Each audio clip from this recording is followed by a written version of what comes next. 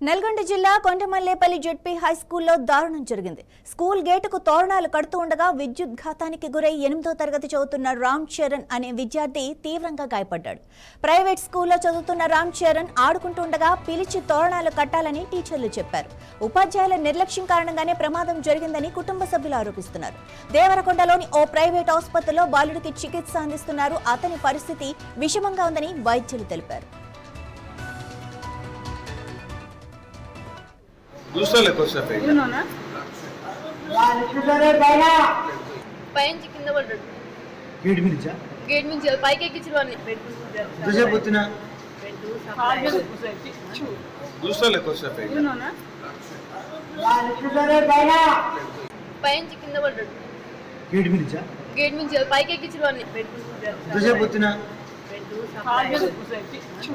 दूसरा लेको से पे పైన కింద పడ్డాడు. గేట్ నుంచి పైకి ఎక్కించు